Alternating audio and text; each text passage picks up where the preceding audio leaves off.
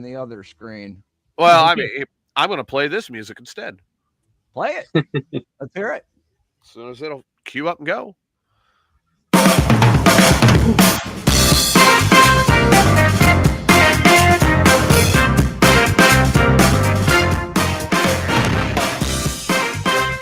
Hello, everyone. Good evening. Welcome to AMIGOS After Dark. I am TJ with the self-proclaimed chronic killer, shit-stained Steve. The one with clean underwear, the only Adam. Your minister of marijuana, Chronic Chris. And, of course, your host for the evening, the host of all things Mayhem, me! You know, it's funny. You got the Mayhem music over here, but as soon as you started introducing us, right, I got Bad Reputation queued up. Oh, I've had a bad reputation since 2006 when the old, Mayhem Radio Network launched. I mean, my God. I wish I'm talking to Squirrel right now, and I'm like, lady, you need to find me more of, or you need to find me some of the old tracks from the old Mayhem Radio Network and some of the shit that we got into. She's like, you bogarted all that. I said, bullshit. You were recording when we were working. Fuck you. So we got a lot of the back and forth fuck you thing going on, which is fun. I thought it was always fun to do a behind the scenes fuck. No, that will never happen. Okay. Well, not on this show. No, I'm telling you, between me and Squirrel, that will never happen. I just sent her the login link. I'm like, come on, log in. Yeah. That'll never happen. Look, Squirrel and I are way too close, way too good of friends. It's never going to happen. That's fine, but I'm just also saying that's not going to happen on our show either. I don't foresee Irene or anyone else. Irene, hey, maybe me. I mean, maybe Steve. Ooh, yeah. Steve hopes. Not Chris. I mean, Chris would get his balls cut off. Nah. I would have to include Julie. Say, and you would make it a threesome. Okay.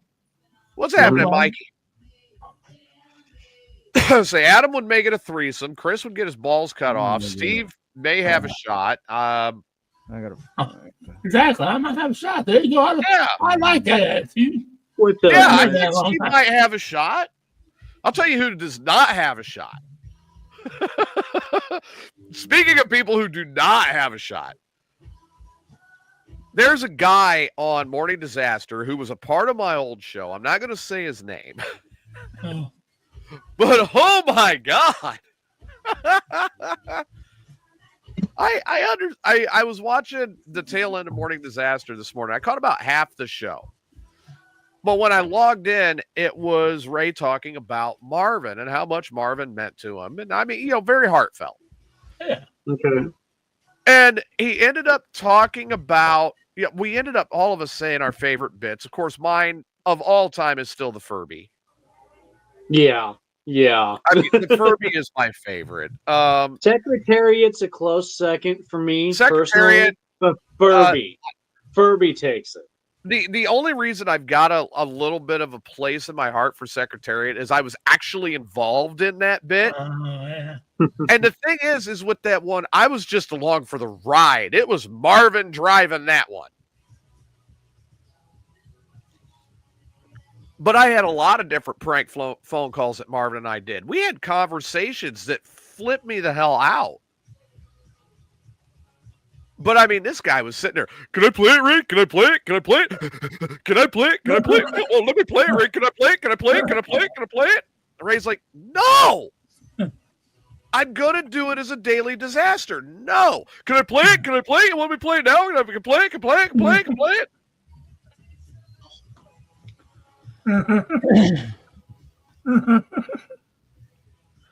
it? And even Steve is sitting here like, I am ready to log out because you are as annoying as a dog, as a chihuahua that's excited that you walked in the door and it pissed on your shoes.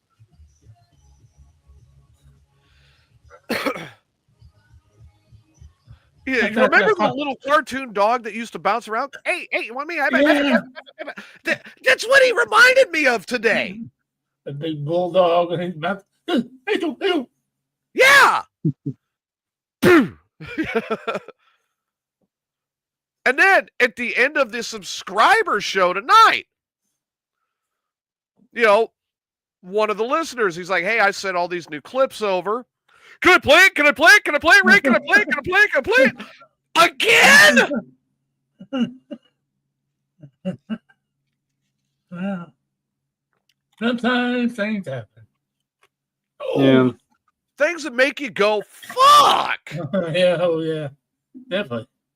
Can I play it? Can I play it? Play, pow! Roll over there. Yeah. Go sit in the corner. I love listening to that, but I hate it at the same time because I'm like, I'll tell you what, the shows, when Ray's doing a show now, the shows that I think are the best are Ray, Steve, and Christina. That's it. Ray, Steve, and Christina, they are the best.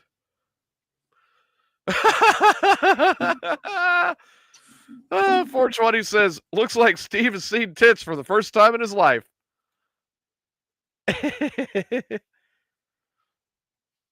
But yeah, those are the ones I enjoy the most, is when it's those three, because one, Steve will throw you for a loop. You never know what he's going to say. Yeah. Two, Christina, she's kind of like the icing. Ray and Steve are the core, and Christina's kind of like the icing on the cake. She's that little bit of edgy that pushes it over. Yeah, because cake by itself is usually pretty good, but you throw that icing on there. Her reactions take it to that perfect level. And like, I love Big D. And when you got Big D on there, oh my God. Now we've gone to a level of perversion that even I cannot rival. Just so long as you can appreciate. Oh, I appreciate it. I won the contest this week. Oh, you did? I've had sex with 3 different women in one night. Right. Nobody else has ever had sex for more than 2. I had sex with 3. A 14-year-old, a 16-year-old, and an 18-year-old. That's great. An 18-year-old. I mean, I don't know about the ages, but yeah.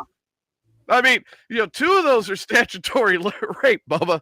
Yeah, they're telling me that. So don't go back to Kansas. So. Yeah, no, don't go back to Kansas.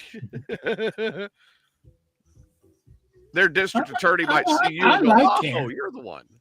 I would have stayed in Kansas, but they said absolutely positively not. Now, I'll tell you what, if I was to go back anywhere and live anywhere where I was like truly happy, I would be back in Las Cruces. I mean, I don't make any bones about that. I haven't for years. But that chapter of my life is, in all honesty, is closed. Right. I go back. I see my friends. I love going back. It is a place that's very special to my heart. And in a lot of ways, that is home. Mm-hmm. But and I won't live there again, at least not for a while. Yeah. It's a wonderful place to visit. Oh, man, I love going there to visit. I love seeing everybody. I love, it's almost like we're in our 20s again. Yeah. Yeah, just with added, arthritis. Oh yeah. That's like I grew up right here, right in Central Illinois. And I've lived other places, but I grew up right here. So you say I grew up in the town we were talking about, Steve. Oh, really? Damn. Mm-hmm. And some of us never grew up. I mean, I'm not going to mention any names. Not going to mention any names at all, but some of us never grew up. Some of us are still acting like they're 20 and they're really closer to 45 and haven't really gotten the clue yet that they cannot do that anymore. 20's giving me a little bit of credit. Yeah, you're right. Actually, you're right. There was a discussion that happened about you here earlier this week. Oh. Mentally, I should not be old enough to drive. Mentally, you're not old enough to hold a bottle of liquor, yet you think it's cool to get on the air shirtless and go, hey, everybody, watch this shit, and chug down a fucking fifth. And we're all sitting here looking at you like, fuck yeah, Belushi, that shit. Go big or go home.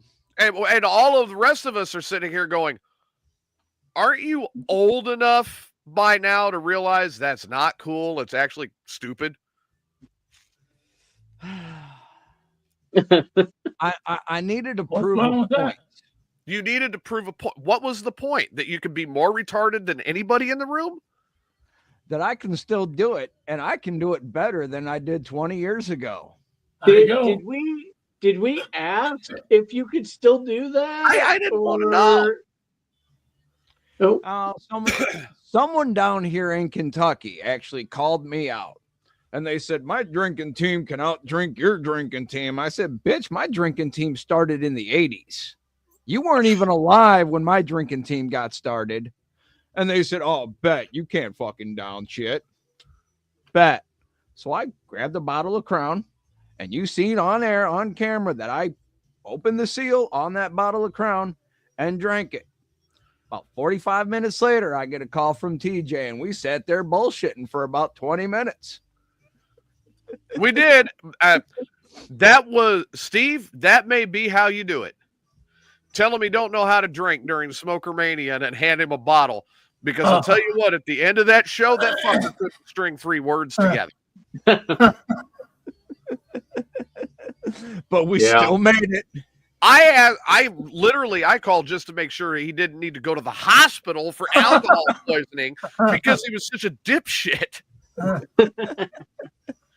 And a matter of fact, I do think I remember calling you a dipshit that night on the air. Are you a fucking dipshit? I would have you. Dude, he was so bummed he couldn't even get Merlur out of his mouth. Damn. Oh, man.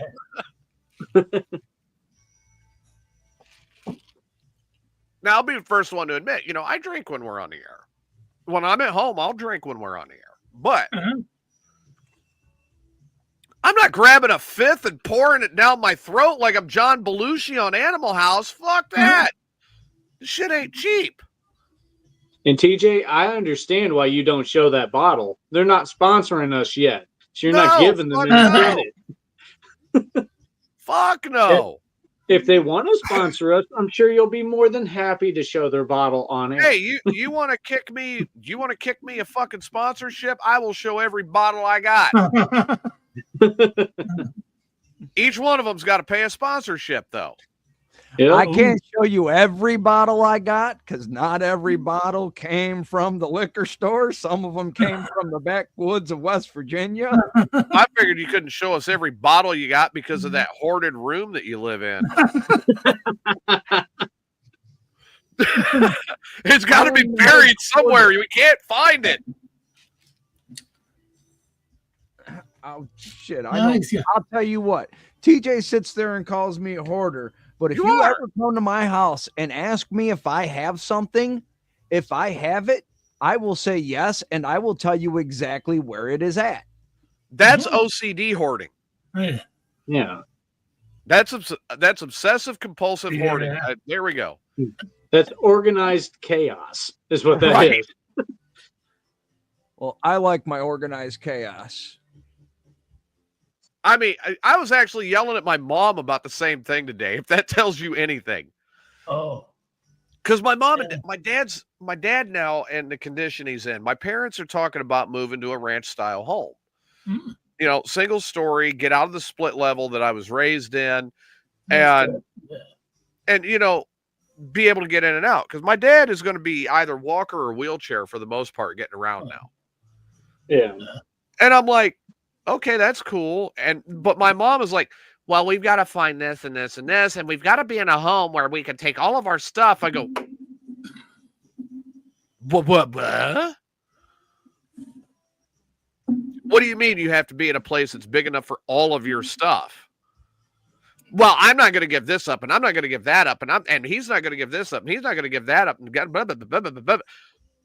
Okay, then live where you're at, because you're not going to find a ranch style big enough for all your shit, or learn what to get rid of.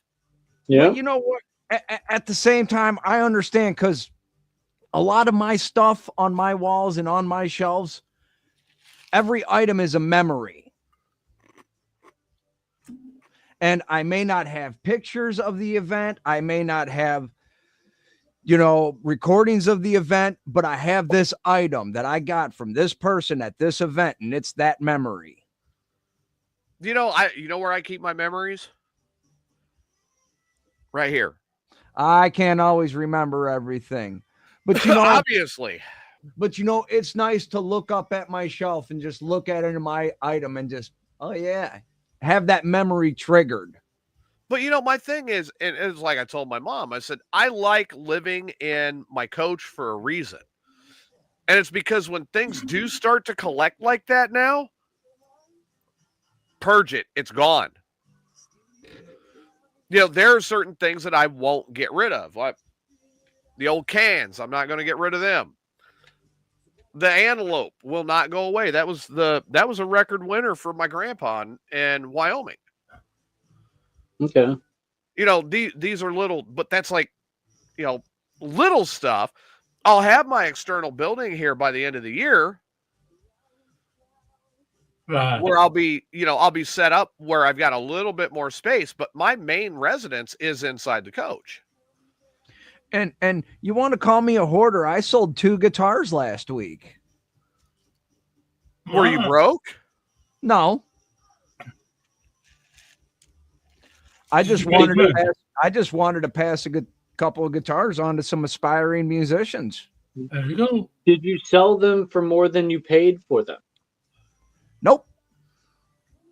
Okay. In fact, on one, I lost money, but I've had it for 8 years. I paid X amount of dollars for the guitar, and I gave it to the person for less than I actually paid for it. Okay. Now, how many more are you buying? Until we move to our permanent home, we intend on buying in Madisonville. Right now, 0. I'm going to keep the 1, 2, 3, 4, 5, 6, 7, 8, 9 I have. Okay, so do we have a hoarder on the show? That is not just guitars, though. That is all my stringed instruments. 9. Steve's trying to figure out where to point. I got it. Not a hoard. There you go. You got it. It's not a hoard. Ask any collector. That is about average for Well, I'm not. I shouldn't say. someone that really is serious about wanting to learn to play guitar. My brother has about 12 guitars. He has a band and all that. He's got amps and all that shit. Yeah. Right. I said, "Why you only play one guitar? What the fuck you need all that? Oh, you never know." They No. all have I mean, different as a- characteristics. So, As a musician, I will tell you that each guitar has a different sound to it. Oh yeah. Yes, every guitar has a different sound. And when they're picking up different guitars on stage, you see them end a song, the guitar player goes over and quickly switches. That's because that guitar is tuned in a different key than the one he was just playing. Well, and then the other one is more of the sound he's looking for said song they're getting ready to play. yeah. Like they'll tape the set list to the stage, and then you see the set list, and they know what they're getting ready to play next, and they will switch guitars for the sound they're looking for. And most of them got like 2 or 3 on stage with them.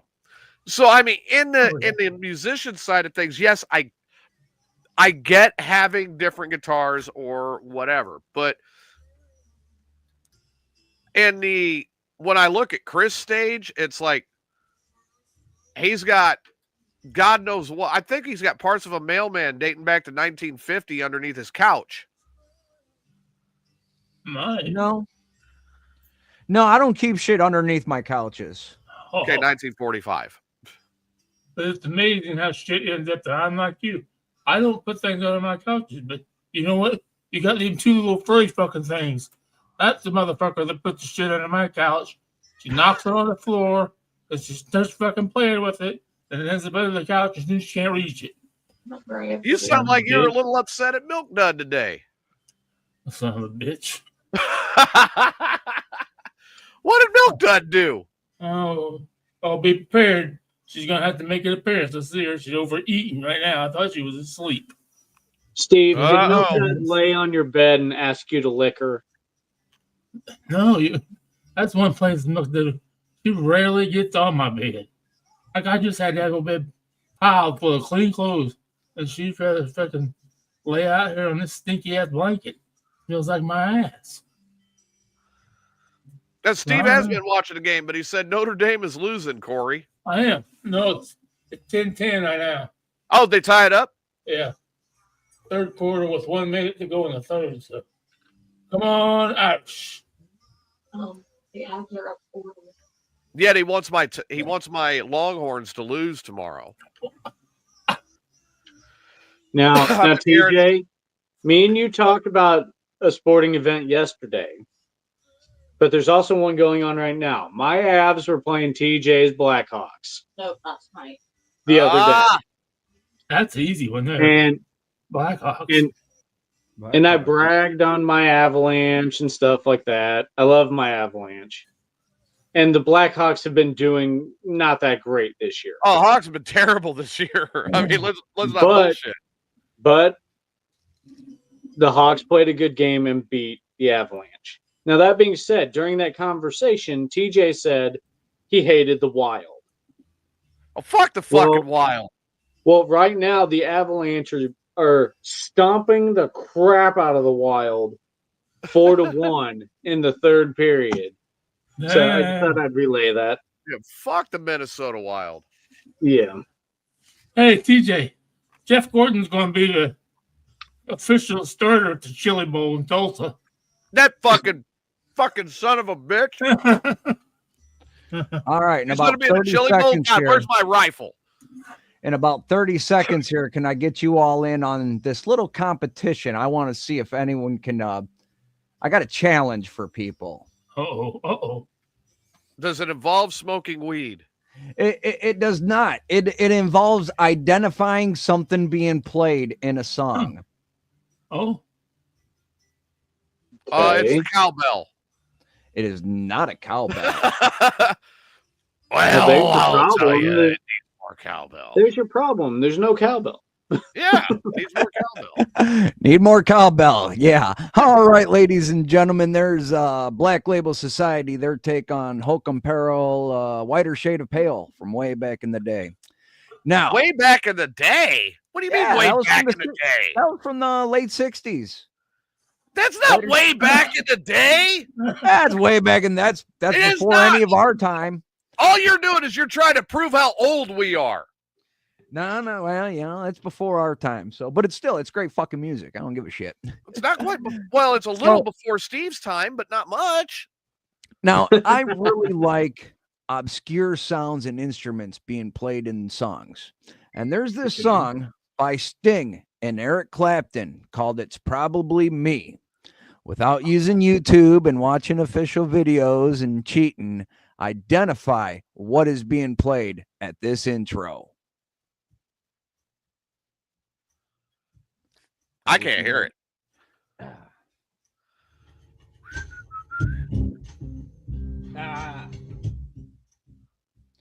Well, check out the song. Well, here's the thing: is check out Lethal Weapon 3. It was in the song. It was, and that was actually the intro song for the movie. And I do believe I've ever heard a stand-up bass And I believe I heard a tenor sax in there when they were doing that intro. The very first part of the intro.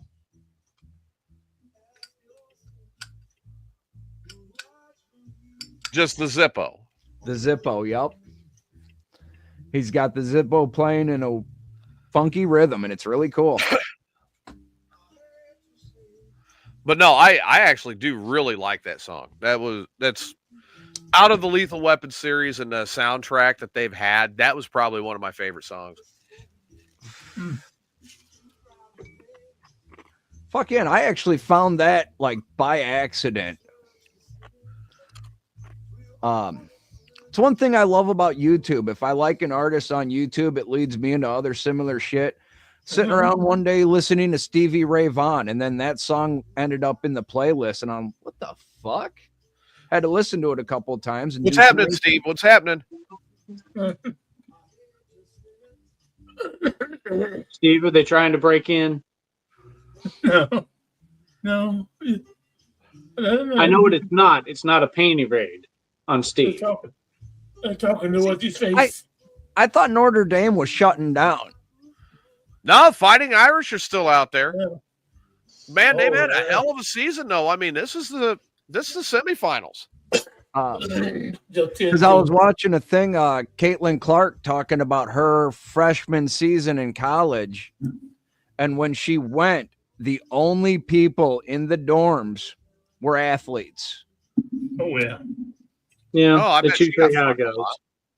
Other than that, there were no students at the University of Iowa. I bet she got ridden a lot, huh? She said it was a good time. Yep, she got laid. I bet she did. I'd do it. Well, And who wouldn't? honestly, I knew a guy back in the day. He was homeless in Iowa City, but he was rich as fuck off the college kids. Because he'd go around and collect all the college kids' beer cans. And in Iowa, it's 5 cents a can. Them rich college kids don't give a shit. That dude fucking made bank off them kids. Well, Why was he homeless? Enjoyed living how he lived.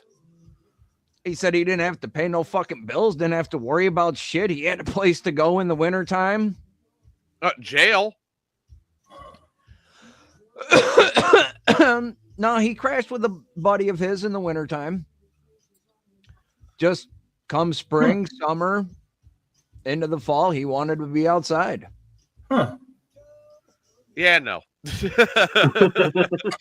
I've grown accustomed to this little thing in the summertime called air conditioning, and I really enjoy it.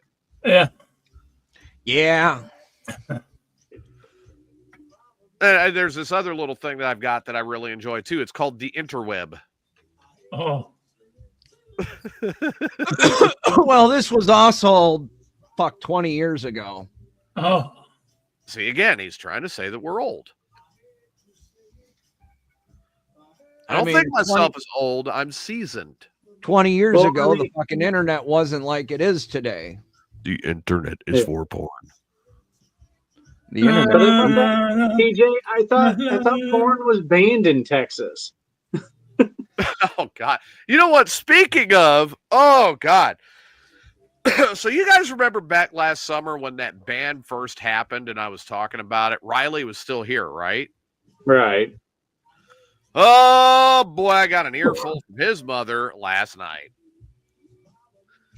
Well, he heard you talking about porn on your show, and that's not real. You need to watch what you're saying around him. I said, I'm at my house, and I'm talking about what I want to talk about. You can fuck off. Well, I found him looking at porn on his phone. I'm like, he's almost 13. All right. 13. He's about Adam's kids has already seen it. They saw his mom and dad. Right? Mhm. Hey, Like, if at someone's 13 years old. gonna show him the right stroke, I mean, just saying. At 13 years old, Steve, at 13 years old, didn't you have porn hidden in your bedroom? Oh yeah. Oh yeah. No need to ask Chris because he didn't start masturbating until he was 25. Shit. 13 years old. Did you have porn hidden in your room? Fuck yeah. Adam, at 13 years old, did you have porn hidden in your room? At 13, I was sneaking porn to my friend's house where we would dub it onto another VHS tape so that we could share the porn. Oh, God. I had a stack of Penthouse like that. Okay. Porn. I was 9 years old trying to fuck the babysitter make a porn. Yeah. So no, like I said, I had a stack of fucking Penthouse like that at 13 years old. They were hidden. Of course, you know, I would notice that one would come up missing once in a while, and then my dad would be a little happier, and then I'd get it back. Did some pages stick together, TJ? No, he never did that. I stuck the pages together myself. Yeah. God, I some don't know handmade glue. I don't know where those are at now. I actually had some that would have been collector's items. Oh yeah. Not if they're sticky. Well, remember the Playboy with Maria from WWE? Yeah, I recall seeing that. I have that one. Oh. That's how I still have that one. And it's like, so she's hollering about this and then telling me that he's masturbating. Oh no. I said, you do know he's getting to that age, right? But we're Christian and he's not supposed to do that because we're Christian. I don't have anything to do with it. Yeah.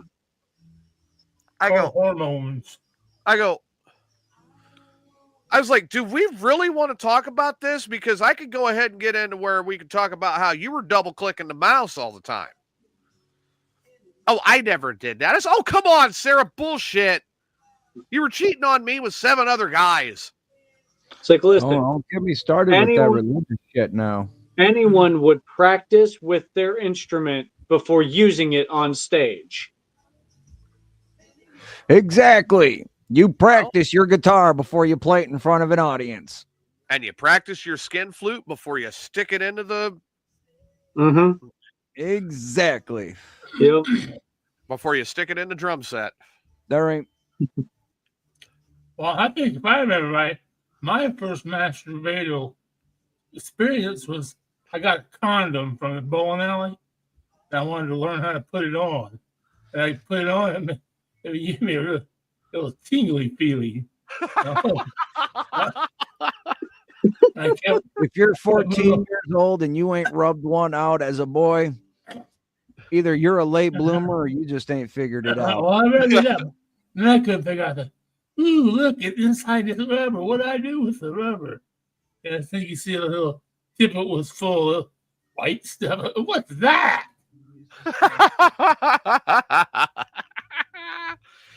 Oh, I remember the kid back in Illinois, the kid when we were younger. Oh man, go rub one out. And he comes back. Oh, what do I do? What do I do? Why? What's going on? I'm pissing pus.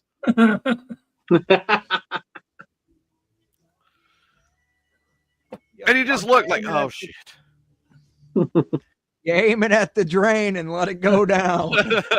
Yeah. Do not let that near a woman. Do not let that near a woman. Nope. Just keep practicing being Spider-Man and shooting those webs. I used to be good. I used to be able to get some height. But old age, I guess. I'll tell you what, one of the worst ones was actually with my ex-wife.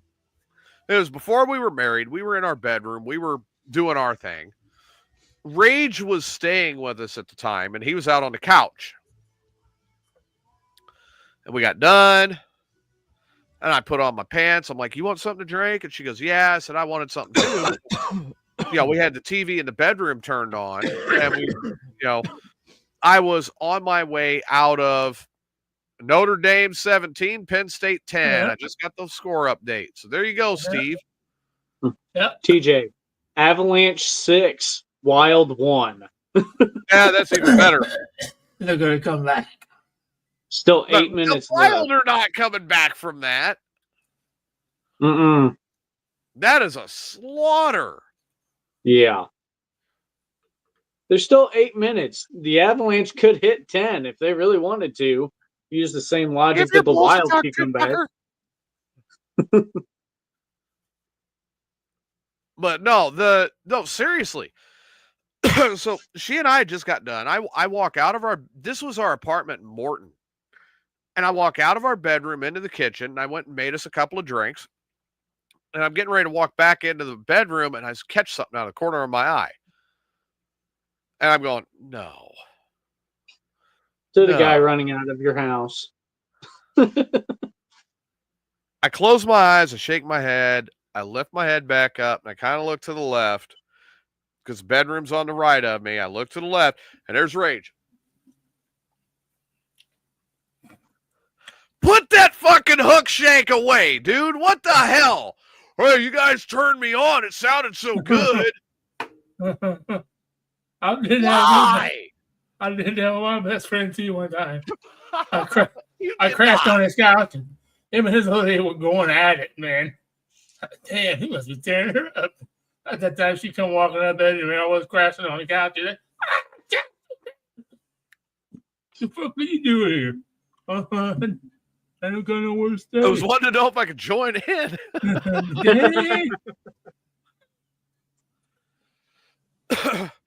But no, I mean, when Rage did that, I'm like, you got to be kidding me. I just got done with my wife. I look, and there you are jacking it on my couch. That was terrible. Like, not even God should have to go through that. Of course, right now, God has got the bigger problem. He's got to see Rage jacking it on a full-time basis now. Yep. Except for now, he's jacking it to angels. Instead of, like, you know. Who knows? They might be trying to deflower the Virgin Mary.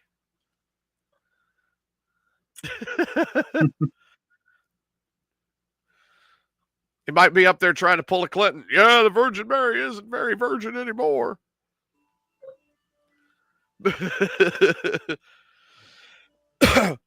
God, we've lost so much. We lost Jimmy Carter. I'm waiting on it to be Clinton. No, I think, what did they say? Yeah, Mr. Peanut. Most, like, they plan on Dick Van Dyke dying this year because he's already 100. Right. Clint Eastwood. No. He's like 94. Can I just say, in my own personal opinion, that I believe Jimmy Carter was one of our greatest presidents, and not just because of what he did during his presidency, but for being a humanitarian the rest of his life afterwards. You know, I'll give you that. He was a good humanitarian. Now, Steve, you were saying Dick Van Dyke, not Clint Eastwood. I don't want Clint Eastwood to die yet. Well, they're just saying because of the age. Yeah. In 2025, this is who we could lose. I don't remember who the others were. I knew Dick Van Dyke, but he's still doing movies, I think. So I mean, I can see Dick Van Dyke. Fuck you. I don't want Clint Eastwood to die, though. I want him to do another movie where he's looking at people going, "Get the hell off my lawn." Oh, he's still doing movies. He just did another one. But that's pretty much what he's doing now. I mean, is get off my lawn. Every movie he's made since then. No, I mean, Eastwood's big thing now is he's more he's more in the director's chair more than anything else. Yeah. Because he can really see how a movie should develop. But I mean, like, it was him in $1 Million Baby, wasn't it? As the trainer? Yes. Okay, yeah. So you had him in $1 Million Baby. Space Cowboys was hilarious with him and Tommy Lee Jones. Oh my God. James Garner and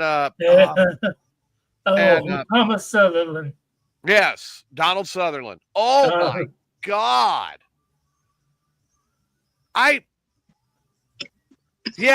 Corey, I think you might be right. Yeah, Willie's probably on that list. Yeah. But, living here, I know a little bit more about Willie than most. I mean, he's doing a lot to protect his health, but he's not getting around like he needs to. Oh, yeah. And he don't care. Clint's He's just only like, 94. who? Clint's only 94. Yeah, well, Willie's 92. But I mean, that's what I'm saying. Like, Space Cowboys was fucking hilarious. Yeah. Gran Torino was the best one, though. Oh, Gran Torino was good. But, if I'm going to pick my favorite Clint Eastwood movie, and I've seen a lot of them, my absolute favorite one to this day, though, is still Heartbreak Ridge. Yeah, that's a good one. That was pretty good. That's pretty good. No, I like The Mule. The Mule? I really like The Mule.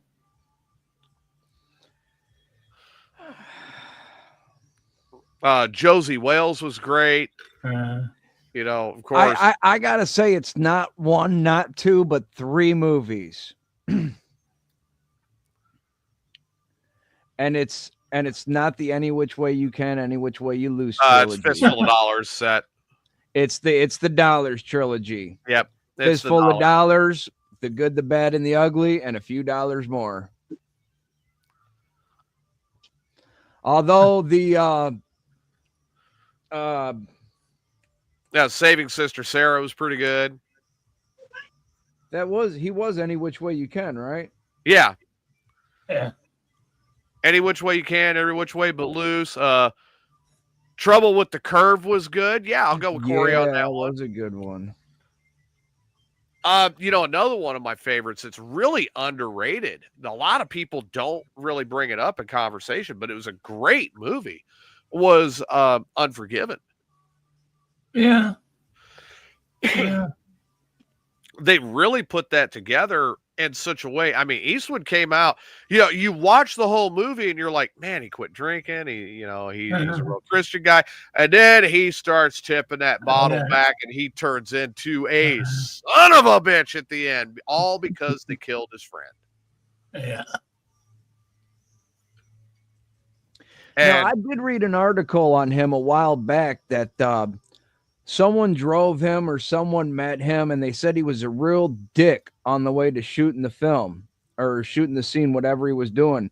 But then afterwards he came up to him. He's like, hey, I'm really sorry about the way I was earlier. I was just in character at the moment and really didn't want to break character. But hey, let's have a chat for a moment or whatever. Nicest guy. And that's Eastwood he's one of the more famous method actors. He's really got to be in the character to be able to do it. Yeah. And I'll tell you, I think that's why I look at Unforgiven and I'm like, my God, knowing that and knowing how he could get down to being that much of a dickhead at the end, give the man credit where it's due. Yeah, just imagine like running into one of these actors when they're having to stay in role because maybe they're getting ready to tape another scene in like a half an hour or something like that. Another one who was a really big method actor, and we lost him way too young, and I still stand on this just because of The Dark Knight, was Heath Ledger. Yeah. I mean, could you imagine walking up to Heath Ledger while he's still in character as the Joker? Apparently he locked himself in a hotel room and made himself go crazy just to get into character for that. Yeah. Yeah, I mean, he went all the way, and what you saw, I still say, yeah, everybody says Jared Leto, everybody has a different version, but I'm still very much on the Heath Ledger wagon of that's the best Joker. Yeah, that was The Dark Knight, right? Yep. Okay, yeah. I'll have to check that out. Dude, I'm telling you right now, that version of the Joker, the Heath Ledger version, in all honesty, when they did the movies with Jared Leto, I don't think he would have got it if Heath Ledger was still alive. Oh. Right. It was that good.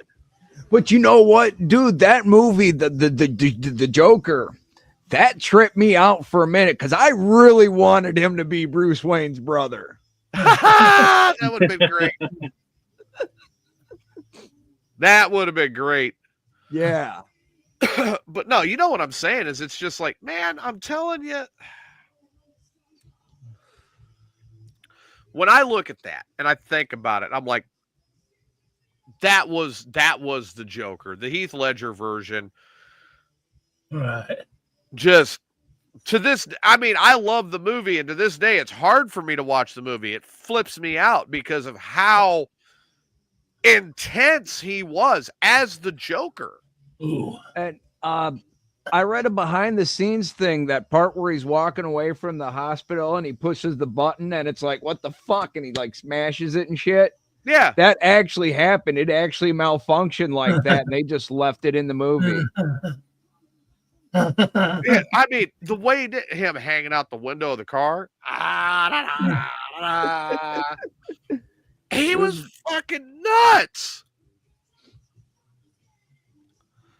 But you know, honestly, my favorite Heath Ledger role was Brokeback Mountain. Huh? Was Brokeback Mountain? Never seen it. No, I liked back in the day, 10 Things I Hate About You, when he jumps up on the band in the stands at the football field, takes the microphone, he's running from security. That was great. Heath Ledger was one of those guys that, as an actor, he could do anything. Yeah. And you believed that that was him. You know, I figured Chris, you know, as much as Chris is into media, he would have watched Brokeback Mountain by now. I couldn't bring myself to do it. I think I've seen it once. I've never seen it, but then again, it's not surprising that I haven't seen a movie or a TV show. You know, and honestly, I got a bunch of people that tell me all the time, oh, you need to be more comfortable in your manhood and blah, blah, blah. I watched the first 5 minutes of the Liberace movie and almost threw up. What? Why? The movie starts out with him and another man in bed, and it is very graphic, and that shit, I'm sorry, that just... Like I said, I have watched Brokeback Mountain, and I was like, I'm like, whatever, they're doing what they're doing them. Yeah. Yeah. Damn. Penn State bounced it back like that? Damn. Yes. No kitty. Not over yet. Corey. Oh, that's great. Oh, she's in big trouble. That's why she done disappeared. God. Oh, really? What is she in trouble for?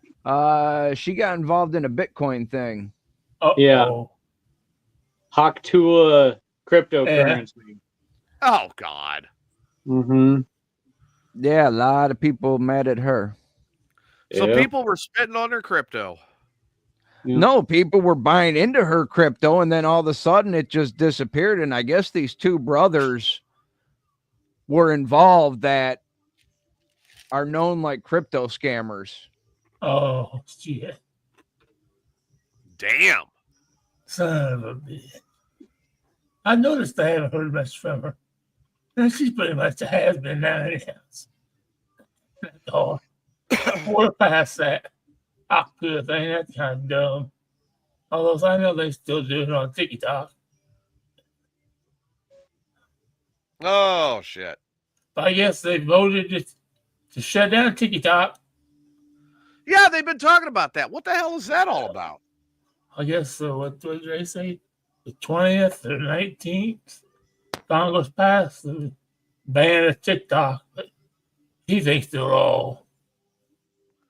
They were not going to. They're not going to do it. Why? It's a bunch of old men. And one of the old men I enjoy TikTok because I guess you call it my aneurysm or whatever. I get women with big boobs. I get different videos on these silicone dolls that you can purchase. Yeah, what is your deal with those lately? I'm telling you, I'll have to send you a video. You have to check them out.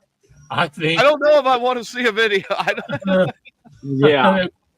I think they're quite attractive. If you ask me, I think I could, as long as I was listening, because they don't, they're just silicone mold.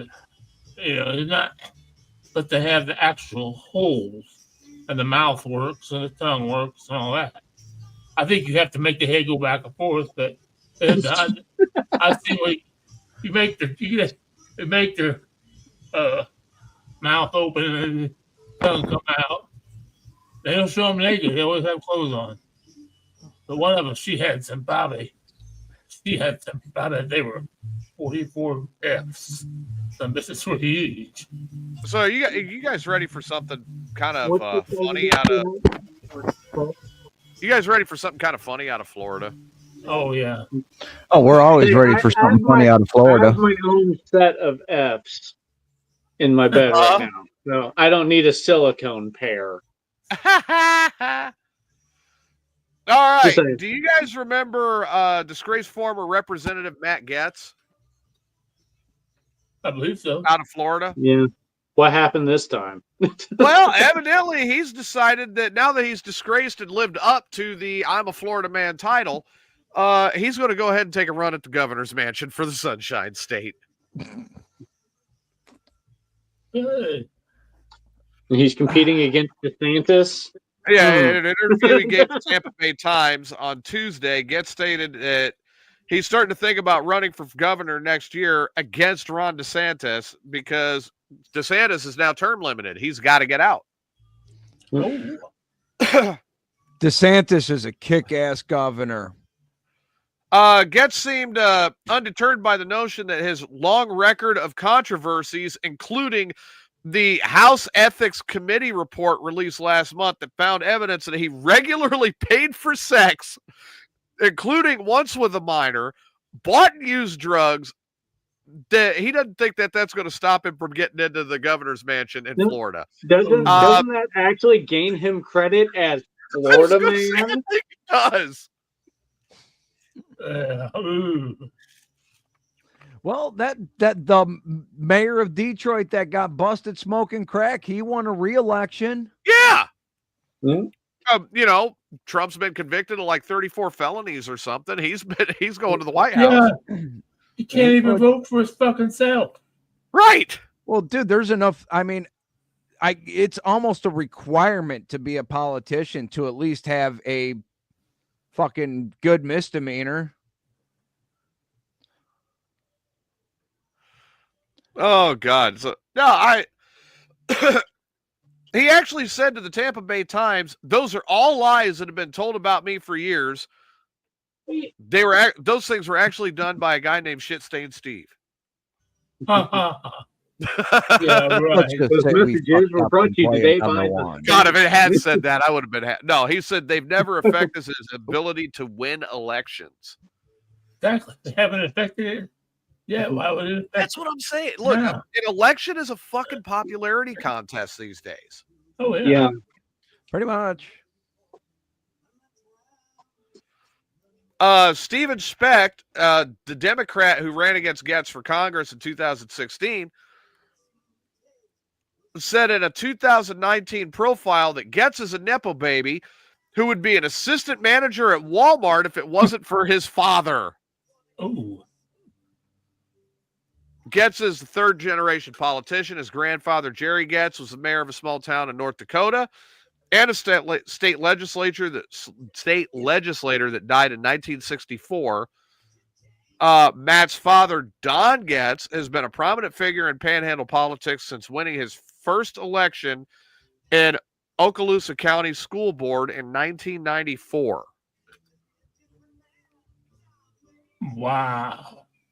So, I mean, this guy has done more crap than probably Steve.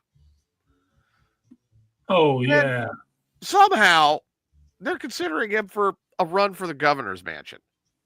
And Maybe yes, he did Steve say should- TikTok Maybe aneurysm Steve for him. should run for a political position here in Illinois. I'd love to. I was going to run because my best friend who passed away last year, he was the mayor of Illiopolis. He was blind. He was the only blind mayor in the United States. Really? Totally blind. Yeah, totally blind. And it's like nobody else wanted the job, so he was mayor for like 8 years, but then he passed away. So now nobody wants the job. And they, who's the mayor? I don't know. Okay, I got to look this one up because it keeps talking about erratic behavior, and it's in Florida. So what Getz do now? Oh, it's not Getz. This is something else entirely. I'm going to read it real quick. Florida man. Yeah, it's a Florida man. I'll tell you what, they've got the new TV series out on Netflix or on one of the streaming services called Florida Man. Yeah. And I was told about it the other day. They say it is absolutely fucking hilarious. I think I watched that. I think I almost watched it, but I didn't watch it. I think it's on Netflix. Mm-hmm. Yeah, this isn't as funny as I was hoping. I think it is Netflix. Yeah, it's not as funny as I was hoping. So no, I think that's about the best one. Is Getz trying to run for something now? No. Notre Dame scores. Tie game again. Tie game again. All right. Woo-hoo. 4 minutes to go, though. God damn it, back and forth. Yet Steve's still sitting there hoping that my Longhorns get blown out tomorrow, you know. You know, I'll be honest with you, TJ. I just don't know enough about the Longhorns. I do, and that's why I went with Ohio State, because I know a little bit more about Ohio State. I know. I know. We've had a good year. I mean, the only 2 losses we've had this year are to Georgia. And I'll tell you why. It's because Georgia read the damn playbook. They watched video on our quarterback. They knew what play he was calling before he called it, and they read him. And honestly, if they would have opted in both of those games and pulled out Ewers and put in Manning, and they also know that Ewers is not a guy who moves real easy. But if they would have put Manning in there, who is somebody who can run out of the pocket and still play, right, Georgia would not have won. We've also got one hell of an offensive line. We've got a damn great defense this year. I mean, Ohio State may get it. Don't get me wrong, but it ain't going to be a blowout. Well, if you have a good defense, if you can shut down Ohio State's running game. And I think they can. There has not been much that's gotten through on a run game against Texas this year at all.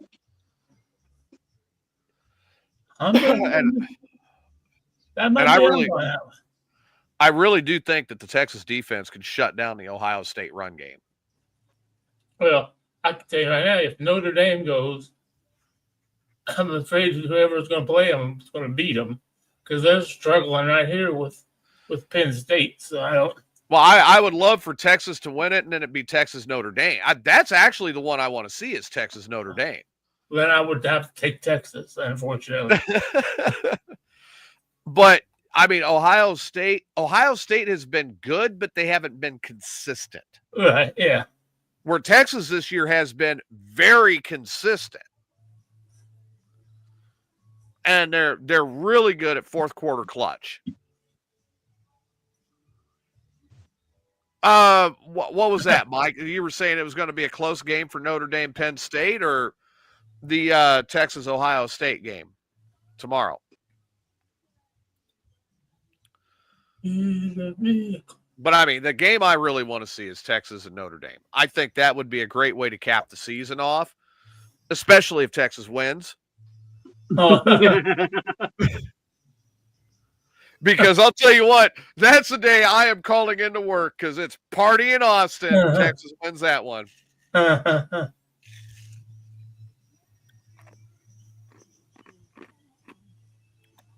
think I would. Okay, I'm Tequila Sunrise. That's well.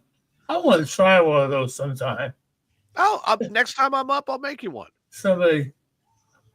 I saw one somewhere. I might like that. Here, hang on a second.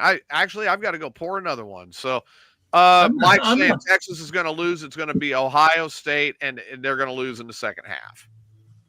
Well, I hope so, but I just want to see Notre Dame go. Because it's Notre Dame. Win one for the Gipper and all that. But, Yeah. Rudy. Although I have seen a football game in Notre Dame Stadium, so that was kind of cool. That was kind of cool. Now, did you know that in that scene when they're playing that final game and it scans the crowd, the original actual Rudy was in the crowd? Oh, really? Yep. Mm-hmm. Cool. Fun facts and Easter eggs. Oh, wow. That's cool. I probably seen that movie a million fucking times. I don't even remember it. I remember the end. My wife says I have issues with Easter eggs because I'll notice Easter eggs and shit that are unintentional that just actually, my wife says it'll ruin a whole scene. Like something was moved or they were just holding something and then they weren't, and then they were holding it again. And dude, I was watching this, and it was, I don't know what they call them, B movies for fucking bad, but it was on fucking, I don't know, it was a horror film called Sharks in the Corn. The effects in it were so bad. There's supposed to be one scene with a helicopter scene where they got headphones on. One dude's got headphones on with a mic at the side. The other one has headphones on, but he's got a regular microphone. Right. Stuck in his ear. How you doing, buddy? Oh, okay. Oh, now Mike's saying something. Yeah, I would agree with that. If they would pull Ewers in the second half and go to the Manning and give him the chance, I think they'd have a better chance. All right, Steve, you were talking about the tequila sunrise. Right now, this is basically tequila and orange juice, right? Right. You're going to put something in it. Grenadine. Now, what the fuck does that taste like? Cherry. Everyone should have some grenadine. Oh. So even if you don't have alcohol. I got grenadine. There's my grenadine. And you add the grenadine in. Yours looks old, Chris. And there you go. That's where you get the sunrise. Okay. All right. But no, grenadine is great even if you just have soda. Oh, yeah. If you mix it with you can put grenadine in anything. What it is. Oh, really? What grenadine cocktail. What grenadine is it's basically a cherry syrup. Yeah. Oh, I didn't know that. Yeah. I didn't know that. I thought grenadine was some kind of cooking wine. No, it's basically a cherry syrup. And you can put that you can take that and you can actually put it into it's $4 at Walmart. Everybody's got grenadine laying around. Yeah. Well, come get me some. I just put some with my Diet Pepsi. You can make yourself a cherry Mountain Dew with grenadine. Yeah. Damn. Put I love cherry 7-Up. Cherry Mountain Dew. You make it a cherry 7-Up. Cherry Sprite, cherry Pepsi, Coke. Yeah. You can mix it with anything. Huh. Yeah. I'm going to have to use some of that. Me personally, I am very happy with grenadine going into my tequila. All right. Okay. I promised my wife that after I was done doing my Asgard show, I was hers for the evening. So then you better go get naked and get into your handcuffs. Uh-huh. Yep. She got the furry ones all nice and ready. And by the way, Steve said he's got you. All right. Later, guys. Yep. See ya. Notice how he bailed out. He didn't even want to argue. Yeah. Oh, no. That's really, what I do personally is I make sure that tequila is mixed in with the orange juice. Oh, okay. So I have a second glass there. I make my mix, and then I pour it between the different glasses with the ice to get it all mixed in properly. All right. Mm-hmm. Huh. And then just like you guys saw, I add my grenadine and bring out the sunrise. I've just never been a big drinker. How much? I'm I'm not a drinker either, Steve. But like I said, I add it to my Diet Pepsi, Well, yeah, I do that. Yeah, I Oh, do the that. grenadine. and it Grenadine does is not take much. It does Right. not take a No. whole lot. like, all right. I'm on my, since I started mixing the tequila sunrises at home, Uh-huh. I'm on my second fifth of tequila. This is still the first bottle of grenadine. Oh, wow. Like I have a 24-ounce diet. Yeah. Okay, so I added maybe half a shot of grenadine for the whole bottle. Right. That's all it okay. takes. That's all it takes. Yep. And And you can add more if you want the flavor stronger, but it really doesn't take much to add the flavor to it. no, I So- really don't. But I mean, that's the thing. Like when I have already started making the arrangements, so you guys are aware. My birthday. I don't know whether I should be happy about this one or not, because it is a big birthday for me. Okay. It's 45. Yeah. So 40, as we all know, 45 is kind of a milestone birthday, right? It can be if you want to make it one. I mean, Yeah. Well, I mean, look I at it just- like this. My family is very well known for dying in their 90s. Oh, shit. Yeah. So this would be the halfway point for me. yeah. Well, I I've mean, still got another 45 to 50 years to go, but it's the halfway mark. yeah. Oh, damn. Well, I mean, I Think of just that had my birthday, 8 days ago? I didn't make a Yeah. big deal out of it at all. And we had a show on that Yeah. day. That's true. On New Year's Eve. way. And you turned what, 28? No, I It's another turned day. 44 on January 1st. 40. And then Good, Steve's Steve. turning 57 this year. Huh? So aren't you turning 57? 58. Oh, damn it. I tried to give you a year, fucker. 58 big ones. 2 more from the big 60. Ooh, God, I don't want to. I'm not. You You know what? 60 is like becoming the new 40, though. Bullshit. Well, yeah, when you get closer to 60, 60 will look like the new 40 because you want to be 40 again and not 60. Well, I look at my Uncle John, all right? My uncle that lives down here with me, right? Yeah. Right. That man still will hop on the Harley and ride 800 miles and not think about it. Still go out and hunt and drag the deer back out. Still go out and do everything he did when he was in his 40s. Huh? He's 69. Huh? Some people can do that.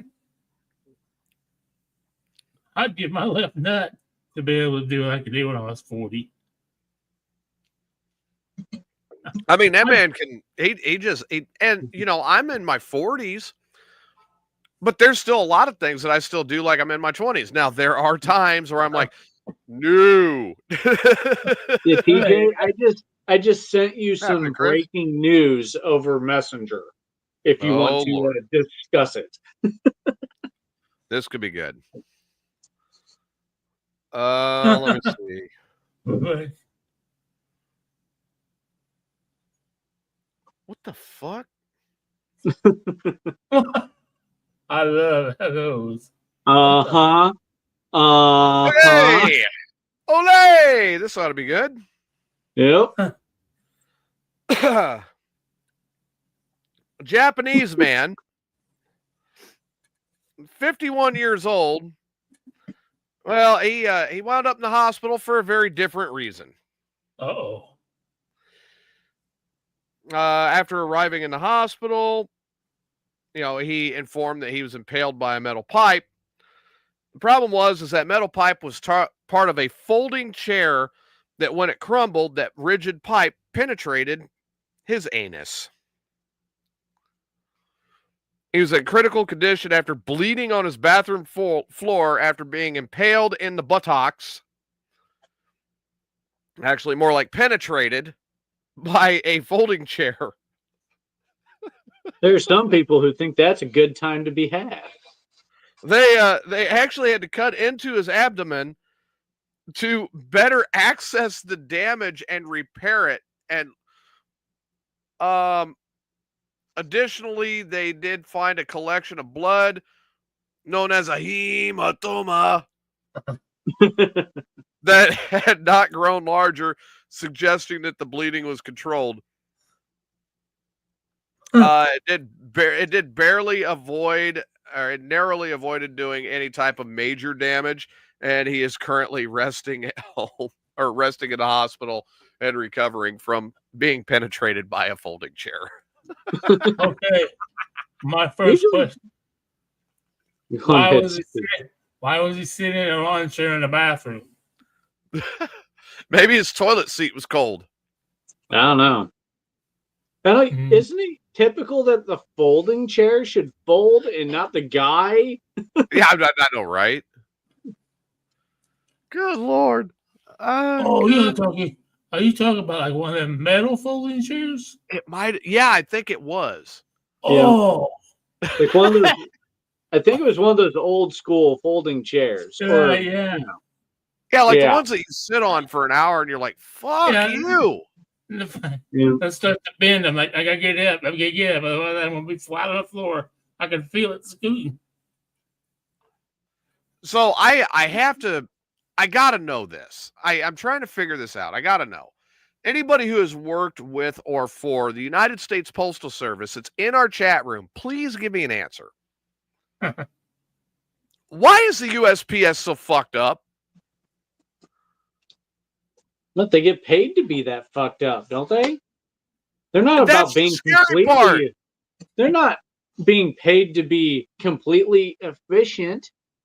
All right, especially the ones who are on hourly pay. Here's the thing I don't get. Package shipped from California. Okay. Makes it to St. Louis and stops. Okay. It's going to Springfield, Illinois. Correct. So what would be the logical thing in you guys' eyes? And should it go to Springfield from St. Louis? Or should it go somewhere else? So it should go to Springfield. But I've had packages like my medical supplies go from St. Louis to Indianapolis and then to Springfield. Okay. What do you think, Steve? Well, a logical explanation would be from St. Louis to Springfield. Even if you had to truck it, even if you have to put a little puddle down it, just truck it from Lambert right into Springfield. Right. And that should be, so that's why we have this big processing thing downtown on Cook Street. Right. That's what it's supposed to send the mail out to everybody else. All right. So here's what the logical people at the United States Postal Service has decided. I have a package that is going, or a parcel that is going to Springfield, Illinois, to a friend for Christmas. Came out of Los Alamitos, California from cheapgraphicnovels.com. Hit St. Louis. I'm like, okay, it's in St. Louis. Cool. Yeah. They are sending it from St. Louis to Chicago. You have to go through Springfield to get it to Chicago. Well, they're not going to stop with just one package. But is it going to go to Springfield? No. We're going to go to Chicago with this. Hey, at that point, they might as well send it to Decatur and then send it to Springfield. But probably going to have to send it over to Danville first. And over on, or Rockford. Yeah, right? Rockford over there on the west side. Yeah. So it'll probably go to Indianapolis from Chicago.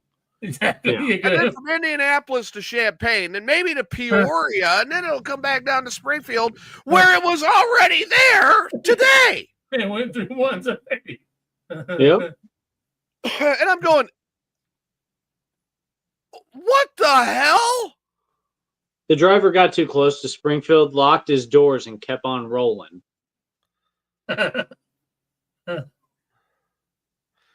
Oh. Yeah, like that, Julie's sitting here talking about, different flights that she's taken. Once took a flight from Minneapolis to St. Louis via Orlando. What? What? What? And then St. Louis to Minneapolis, St. Paul via Denver. What? Yeah. That was before me and her got back together. So I didn't get to go on those fun little trips. That would have been cool, though. Minneapolis to St. Louis. know, Orlando. Okay. I'll tell you right now, if I'm going to take if I'm going to pick an airline these days, honestly, Julie says it would have been faster to take a riverboat to Mississippi to go see her dad. Yeah.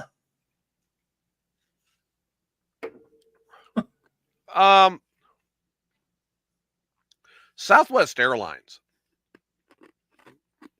is Oh. probably my favorite these days. Oh, really? They're not my favorite. They don't Huh? they discriminate against fat people.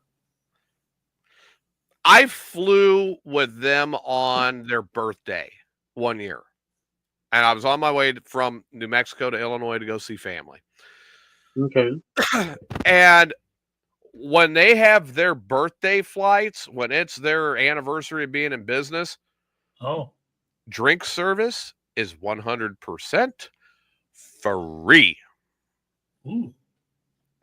I did not get off that plane sober. I'm more surprised that you got on the plane sober. I don't have a problem flying. I don't have a problem flying. I will drink a one or two at the. Well, no, I'm just I talking about, like at least doing a pregame before you get on the plane. The thing One with drink, the, maybe two. Not the like thing with the- wasted, but the comfortable. thing with the flying that I try to stress to everybody. I don't spend like a massive amount of money. I will have one or two at like the airport bar before I get on the plane. Yeah. But Yeah. dude, that's like, again, I drink like tequila or I drink my Crown Royal or stuff like that. A Crown and Coke at the hospital or at the hotel bar. I wish a hospital had a bar. I said, damn, you're getting Crown and Coke at the Yeah. hospital? Yeah, Well, I haven't had a hospital bar since I was in Germany. But your airport bars, the one drink that you usually spend $7 or $8 or $5 for, yeah, I'll take that. And they hand it to you. Okay, $17. What? Yeah. No shit. Do I get the rest of the bottles? Or Like, can I get a reach around for the fucking I'm getting right now? Damn. I have to kill him. Ooh.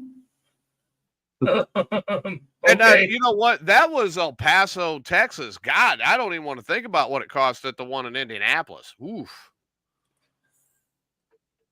But that particular, when I would go and see the family during that time, I flew into Indianapolis. Oh yeah. And then Indianapolis, like back then, they were starting to really crack down on people smoking in different areas. Oh man, here comes the airport security on their two-wheel buggy thing. What are those things called? Segways.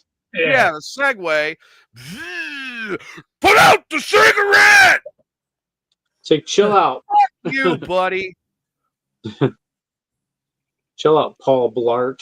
I'm going to write you a ticket. I'm going to wipe my ass with your little airport ticket because you can't do a fucking thing to me. I'm outside, dipshit.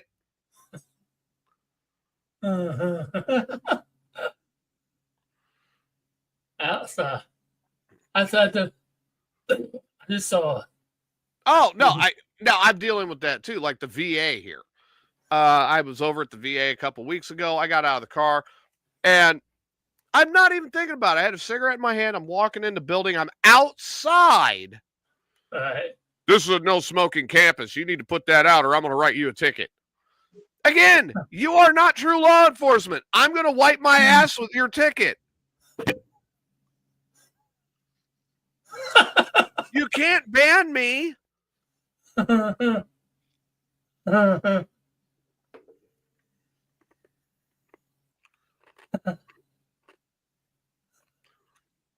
And he looks at, now the one at the VA, he was actually kind of cool about it. And he goes, yeah, I disagree with that shit too, but we got to do something. We got to do our jobs. I said, I get doing your job, but harassing veterans, you really think that's a good job? Yeah, probably not the smartest thing to do. Like, eventually you're going to get like 15 of us that are pissed and you're going to be hurt. Put out your cigarette. We're just going to beat you, and then you're going to the good thing that we're at a VA medical facility. There's doctors inside. Are you a veteran? No. Oh, fuck. You'll have to go to the public hospital. You'll just be like, when their ambulance pulls up, you'll all just be smoking around his unconscious body. Yeah. I mean, we're good with that. Yeah. But I mean, it blows me away that, again, it's like, they've gone so crazy on that. Yeah. The whole smoking thing, it's just mind-boggling. I mean, what would they do if Steve walked up and he's smoking a joint? Fair. Well, I never did that. Although I did, I'll never forget when I was in New York visiting my mom. We went to the Statue of Liberty, and they made us had to go through security, and they made us take the coat off. I had a jeans jacket on, but I had fucking weed in the fucking inside pocket. I fucking told myself, I got weed in that coat. It should be all right. That's just a metal detector. Fuck, I hope so. Otherwise, I'm going to jail. That was before weed was legal. This is 20, 30 years ago. No, I was married. Oh, shit, I've been divorced 20 years, so 25 years ago. God, has it been that long? Yep. Oh, 2006. Shit. Oh, shit. 19 years. Almost. No, I was just thinking about it. My most recent one, I mean, hell, we signed the paperwork in 17. We're 3 years away from being divorced for 10 years. Yeah. We were separated in 16. Oh. So next year will be 10 years that we separated. And then we finalized the paperwork in July of 17. It means I've been divorced from my first wife for almost 17 years. Dang. Well, I can tell you for sure that February 14th, my first wife will have passed away 25 years ago. Damn. Wow, that's a long time ago. And I'll tell you right now, I mean, even to this day, that's the one that if she would have lived, you guys probably wouldn't know me, honestly. All right. And I wouldn't be in the Lone Star State. I'd be up in Montana somewhere. Ooh.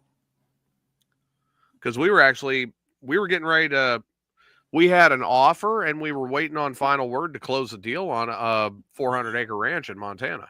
Damn. There you go. That would have been badass. That was what we wanted.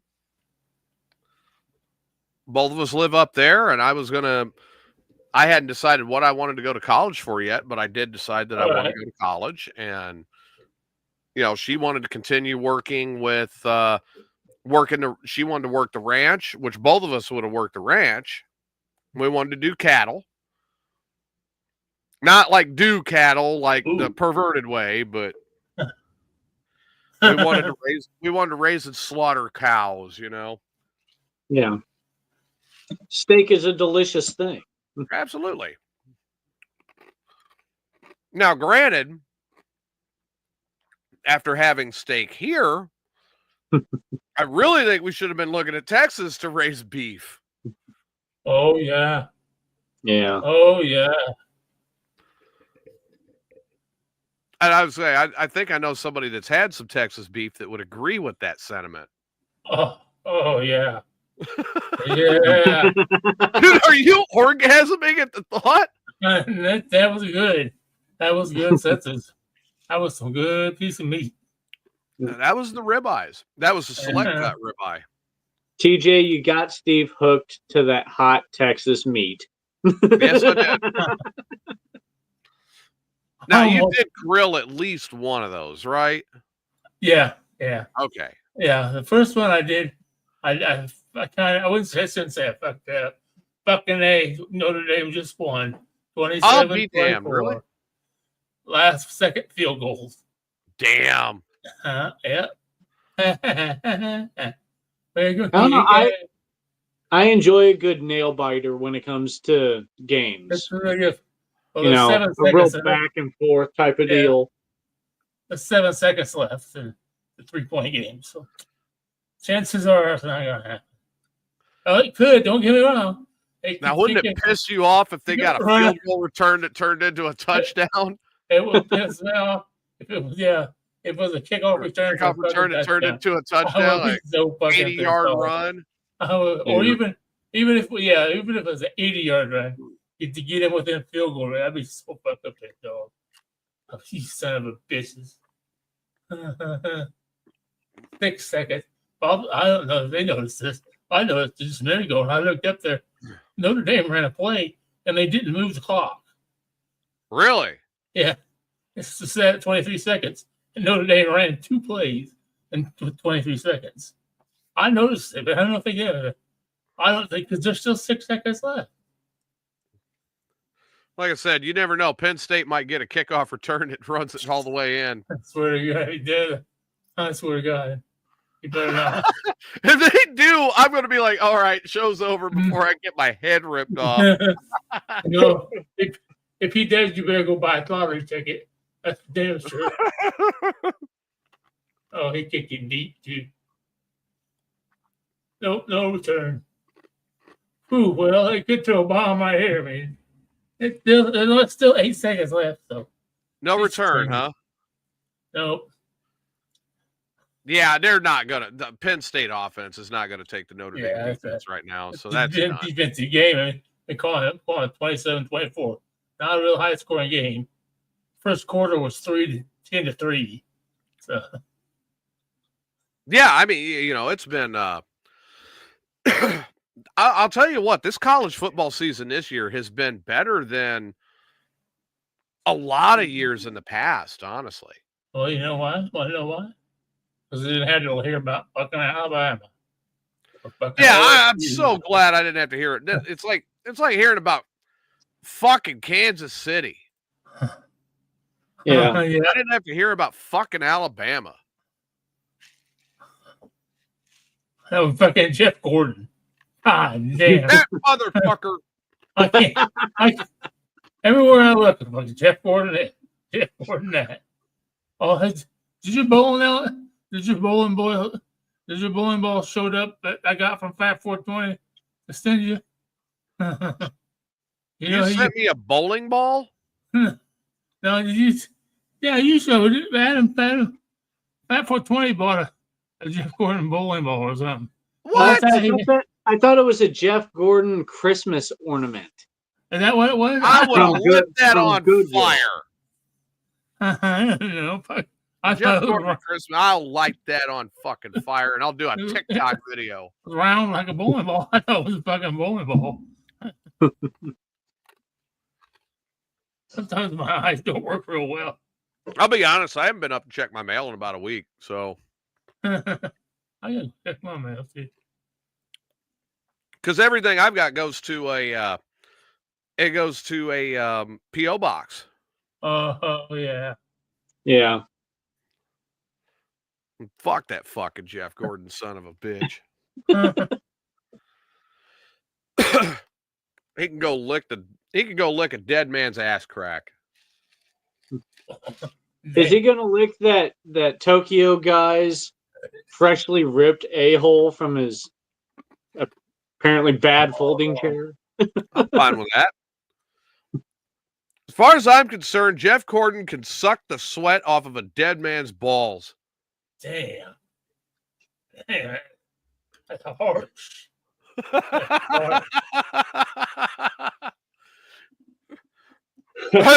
It's very rare I see Steve go, damn, that's harsh. Oh my. I have no love lost for that fucking son of a bitch. None. Did you see? He said that Rhea Ripley named her new move that she pulled on Dom. She's calling it the Nutcracker. You know what? Let's talk about that. That was actually real. You know, Raw had the premiere on Netflix Monday night. Oh. And Steve and I know we both watched it. Every fucking second. And I'm going to tell you right now that, one, I was highly impressed with how the matches went. Huh? I was very happy with it. I almost called every one of them. You almost did. The one you did not, you're personally biased on. Uh-huh. And I know which one it was. Probably. Once the match started, I knew he had it. Punk and Rollins. Yep. Or you wanted it to be Rollins. Yeah, well, you asked me what do you think next for CM or with Rollins. I don't know. I don't know. They kept making different, different comments about his neck injury and every time he'd, pull a move and all this. So I don't know. Maybe I'll tell you, in the press conference afterwards, and it was more the press conference afterwards, you saw where Punk was finally calming down, and he got in a better mood when they gave him a donut. Yeah, I saw that. I mean, that's, everybody, hey, clue to anybody with Punk from now on, after the match, make sure you got a fucking donut close. Yeah. Are we saying that it was because of like low blood sugar that he was kind of being the way he was? The guy's addicted to donuts and pizza. It was probably the best match of the night. I would have to say the same thing. I think the Punk Rollins match was the one that stole the show. And as much as they hate each other, they put on this amazing match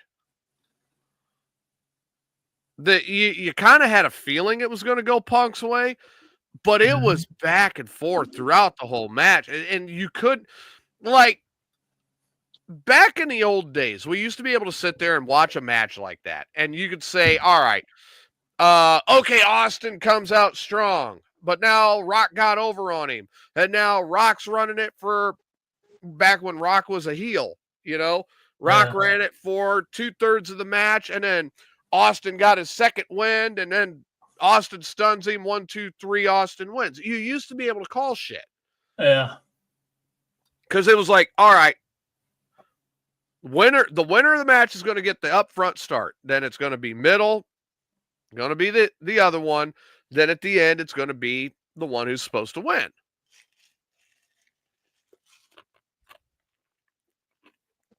And within 3 moves, you could call it. Yeah. Right? Pretty much, yeah. Not Punk and Rollins. No. You could not call that one because they were so back and forth, and they told a story with the match. They told a story. I was so impressed with that. Another one that was one of those that it did not go by the numbers. It was a totally different ball game. Was Tribal Combat. Mm-hmm. Now I kind of had the hunch that it was going to be Roman getting the Ulafala back. Right. I mean, I was like, this has been too long of a storyline. This is like Punk with the bracelet and McIntyre. It's been too long of a storyline now on this one thing. Move on time. Right. And the only way to move on and satisfy everybody is Roman gets back to Ulafala. Mm-hmm. I did not expect Cody Rhodes and Kevin Owens to be throwing hands at each other in that match. No. I didn't expect that either. But, you know, I'm not liking Kevin Owens as a heel. Really? I liked him better as a good guy, as KO. And I don't like him. He's turned into this real dickhead.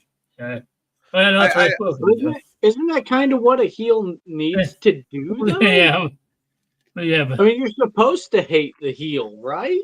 I kind of want to. Just ask Dom. I mean, don't you want to hate him too? But it's easy to hate Dirty Dom, and we're going to get into that in a minute. I don't agree with the comment that The Rock said about Cody Rhodes carrying the WWE for the last year. I think Cody Rhodes. I think everybody carried the WWE. I don't think Cody Rhodes. Yeah. I'm glad to see Cody carry the WWE on his back this year. I don't necessarily agree with that. He clarified that a little bit back. I saw the IG stuff around and backstage, and he clarified that a little bit more around back. Like, they're giving Cody the credit, much like, you know, a football team's quarterback gets the credit. It's the whole team that does the job, but the quarterback, you know, and that's what they're saying is like he led the line. And Roman wasn't. Yeah, he didn't. Roman wasn't there. Cody led the locker room. He did great with it. And let's face it, Cody does a lot of shit behind the scenes too. I mean, Hunter's never made any bones about that. You know, Cody is very actively involved inside the boardroom and shit.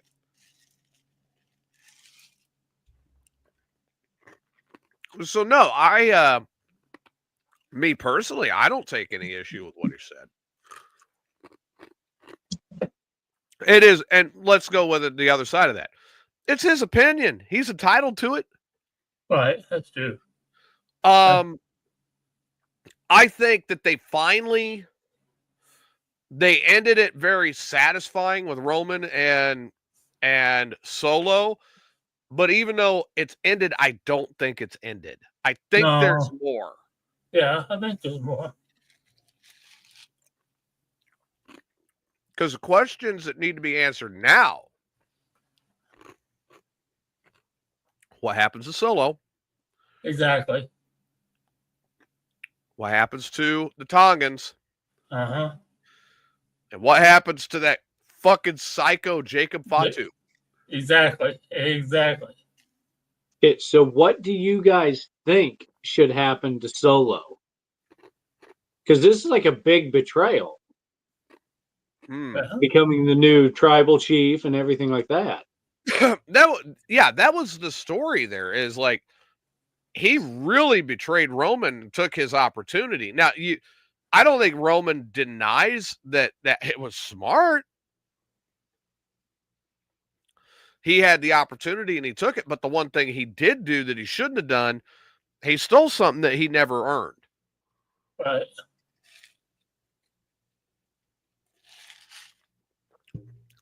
And let's not forget, we have another big one.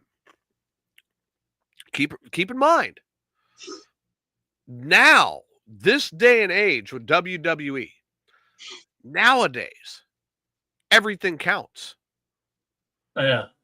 Everything. And I quote this from Not Sam Wrestling, but I'm being very honest about it. He's right. Everything counts. Everything matters. Yeah. Okay. We've got Cody and KO over here. They're fighting over the title.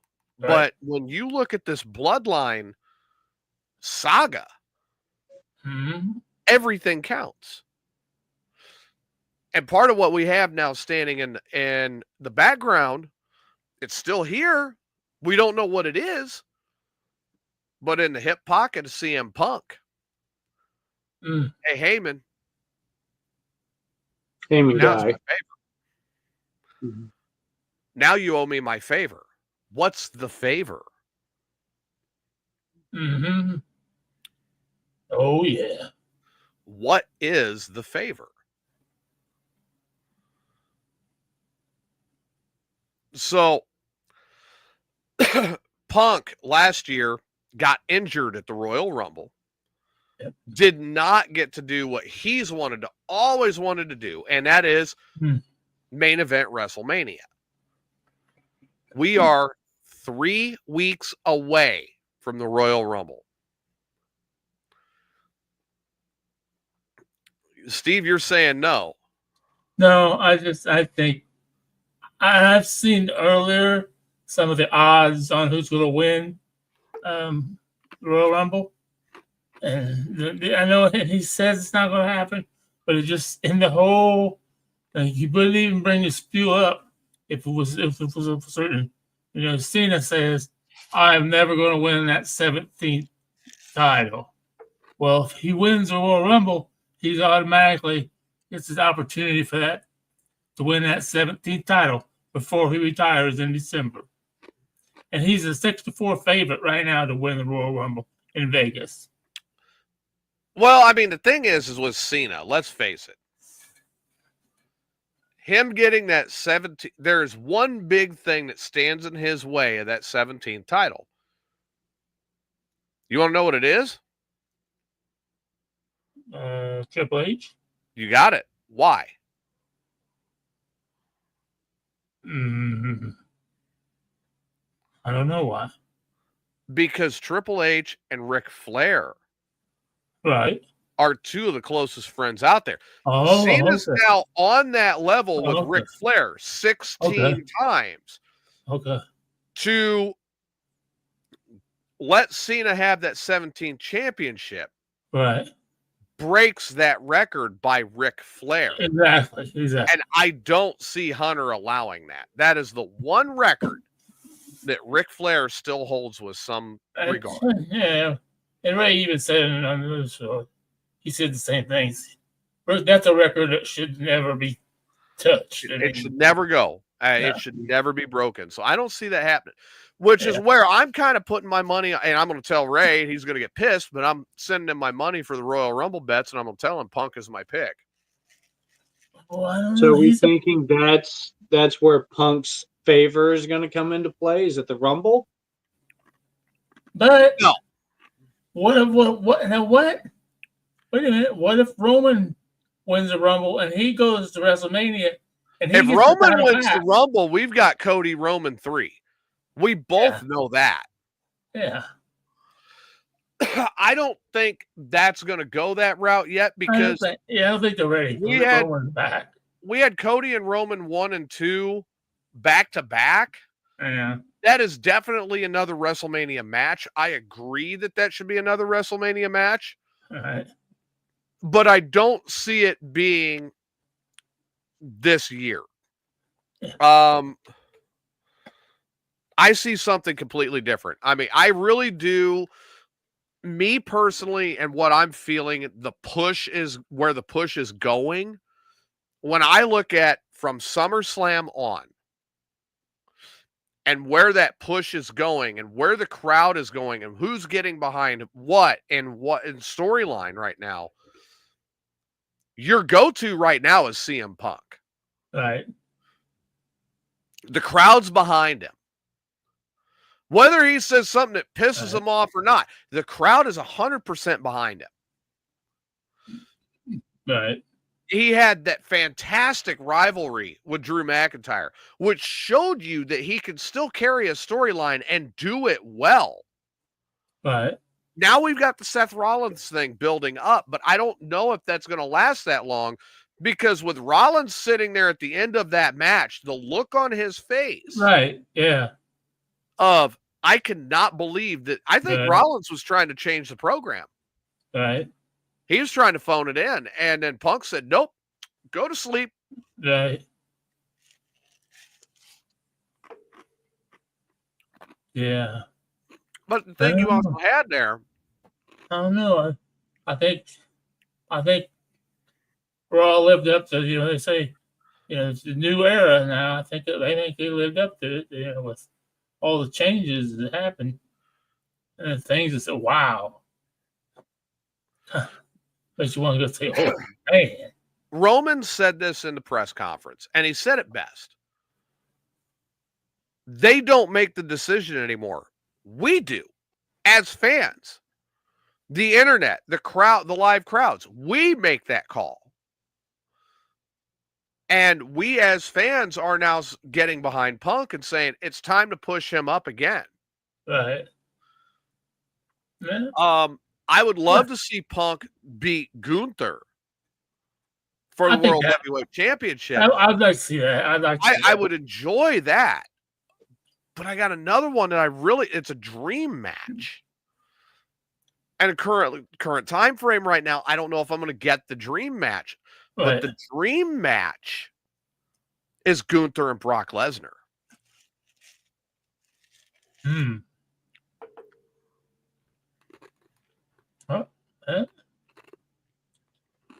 It would be a good match, but yeah, I don't think that's going to happen though. Not right now. I can't see it right now. I don't see it right now. Gunther's not that good. I don't think. But I think Lesnar could elevate him. Yeah. Like we all saw Cody when he first came back. And Cody's rivalry against Seth Rollins was good. And you saw a couple of different matches here and there. And then the Roman match, the first match was decent. Cody grabbed traction, in my opinion, and that Brock Lesnar rivalry over nothing. If you remember, right after WrestleMania 39, that rivalry with Brock Lesnar was over nothing. Right. Yeah. But Lesnar made him step it up.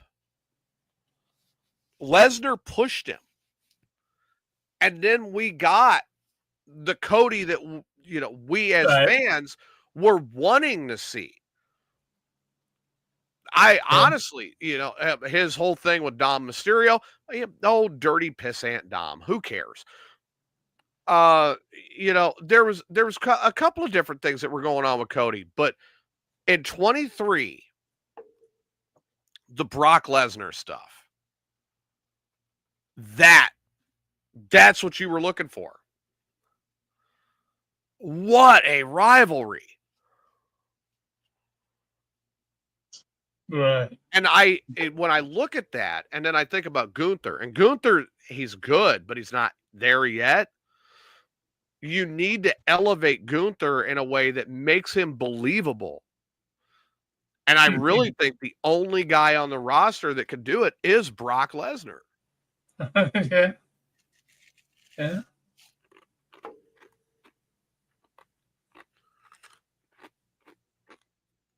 So I would have Punk win the Royal Rumble. Then Punk turn around and beat Gunther at WrestleMania, throw the chicken at Gunther. And then bring Lesnar back to then start working on Gunther. Uh-huh. That's if Lesnar's able to come back and he's willing. Right. Exactly.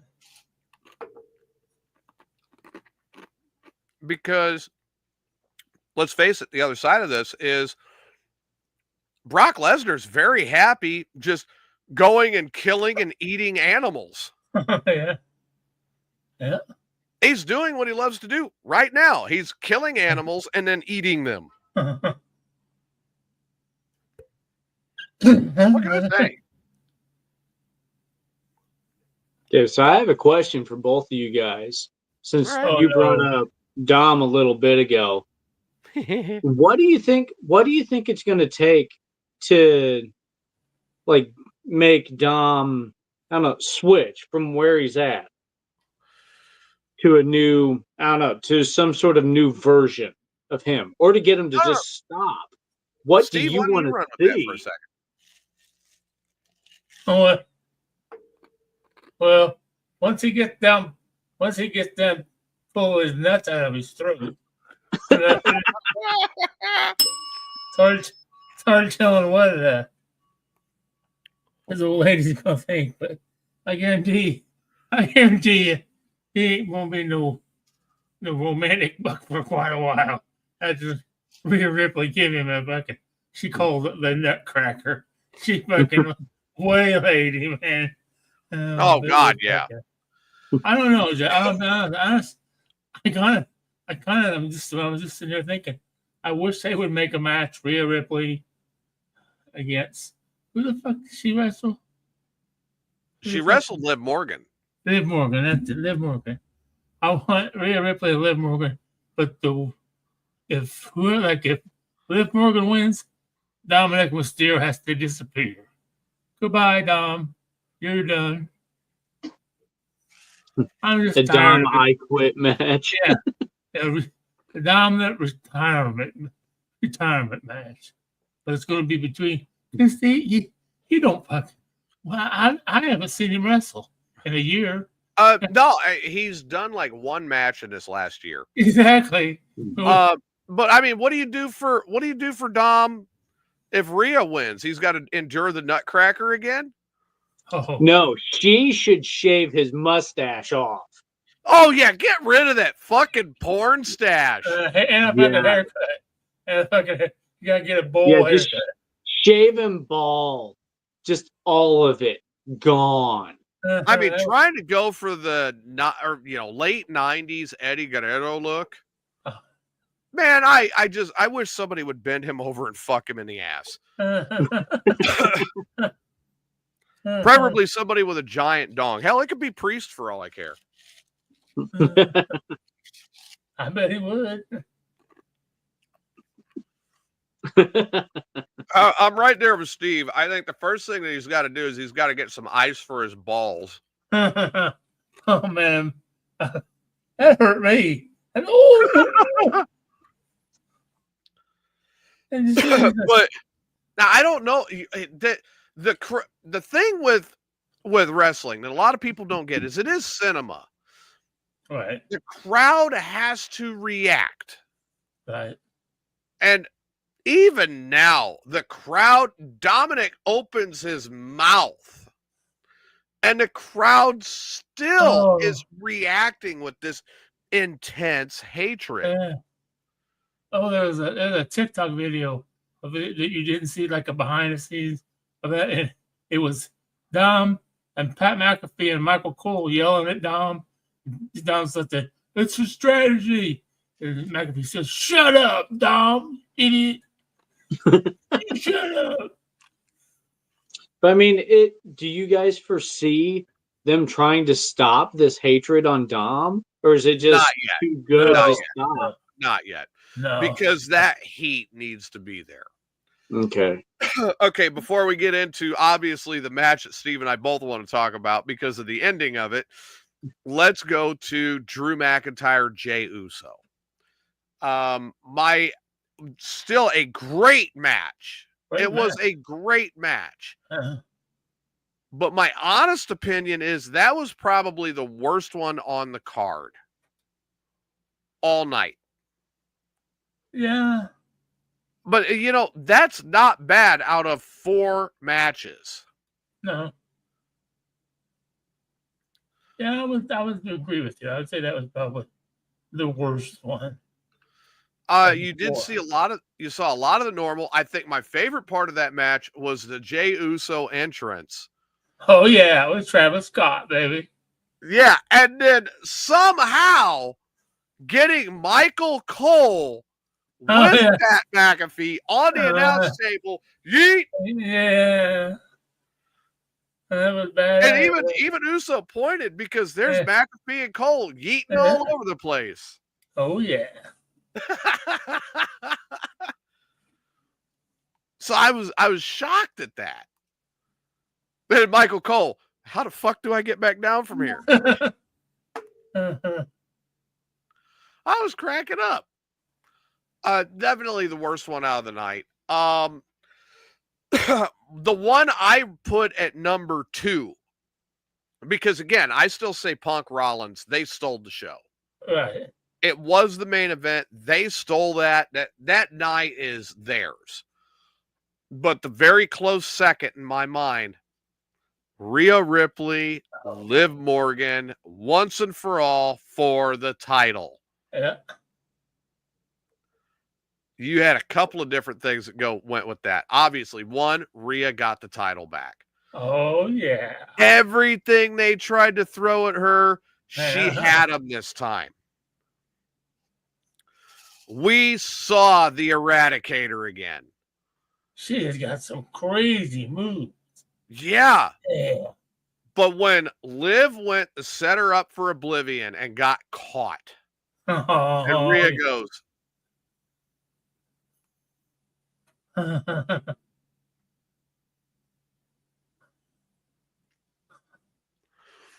and you just saw it, like the shaking the head no, the big smile, and it's like, oh shit, you're about to get hurt, bitch.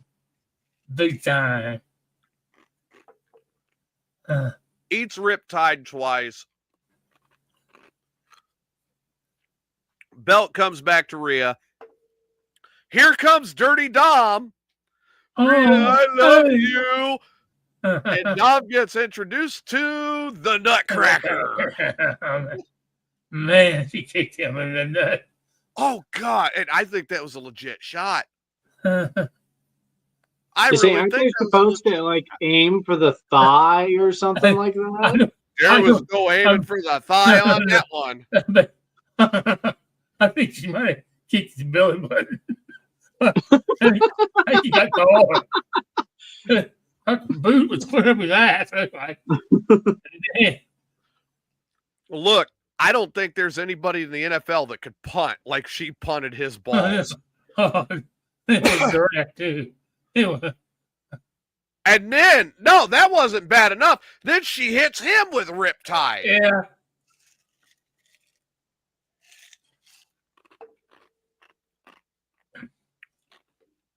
When you got to the post show and they interviewed Rhea, she said she didn't think anything could top the night from kicking Dom in the nuts. We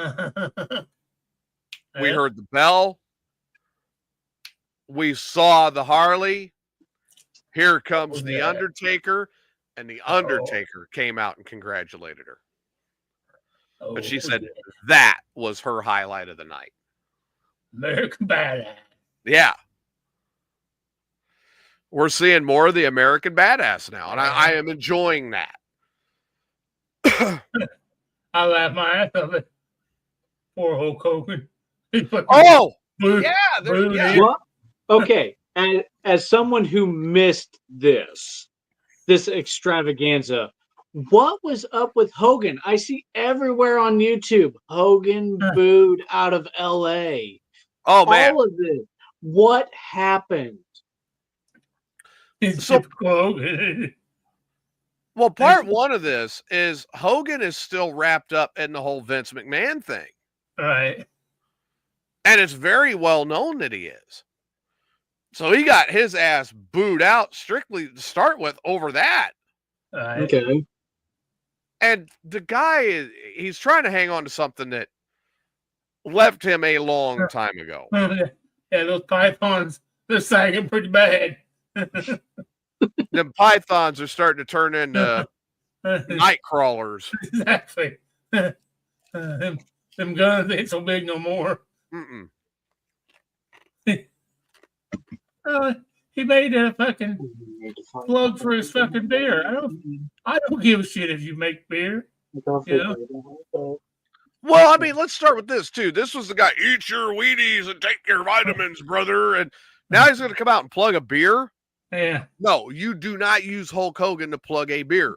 You get Stone Cold out there to plug a beer. The guy who's been drinking beer on camera for 30 years. No, you get Hulk Hogan to plug like multivitamins for kids or something like that. That's what you would have done. No, right now you get Hogan. In the day. Right now you get Hogan to plug a new type of toilet paper. Yeah. So the do-rag looks like. But he was booed the hell out of there. And honestly, I laughed. I couldn't believe it because he is still one of the most iconic wrestlers of all time. But I did laugh my ass off because he was so hokey back then. Yeah. The only time the guy was even close to interesting was NWO Hollywood Hogan days. Yeah. It's just like, good God. So I think the complaint that I had, other than the fucking commercials again, I pay for no commercials. I don't want commercials. I pay for no commercials for a reason. It's because I don't want commercials. This is a really thing to figure out. Since I pay for no commercials, give me backstage content. Give me commentary. Give me the setup for the next something other than a fucking cricket ad. Well, unfortunately, the cricket was a major sponsor. So, yeah. That was something someone made a comment about. The mat was way too over-sponsored. I would have to agree. Yeah. There was a lot of sponsorship on that mat. It was almost looking like a UFC mat. Yeah, exactly. Really? Yeah. But with that being said, the other thing all in all was it really did not feel like Monday Night Raw. No. It felt like a PLE. You didn't have as much talking. You didn't have much story. It's time to fight. Right, yeah. So it really felt more like a SummerSlam or a WrestleMania or a Royal. It felt like you were there, not a Monday Night Raw. Raw and SmackDown are supposed to build up for the big events. This felt like a big event. Right, yeah. I agree with that, yeah. Yeah, definitely. So we'll see next week. Right. I would say all in all, end of the day, A-. Well, and you did see that the Triple H said that now Raw will run it'll run between 40 minutes and 4 hours. Netflix doesn't have any kind of time limit. He doesn't have a time limit, so he can do what he wants now. And he said his choice is to have it right at about 2.5 hours. That's where he wants to target. That gives a lot of time for storytelling between really, really good matches. Mm-hmm. Yeah. So I think it'd be good. So the potential is there. Let's see. And if they've still got to run the commercials for a little while, okay. But I do eventually see them getting away from that and allowing people like, I don't know, me, that I pay to not watch commercials. Get me away from those fucking commercials. To me, it's like the difference between a normal edition of something and a deluxe edition of something. Or like a deluxe Blu-ray versus a normal Blu-ray, where you get director commentary or you get behind the scenes. Or I pay a little more for different stuff. And one of the things that I will pay for is no commercials. I hated commercials as a kid.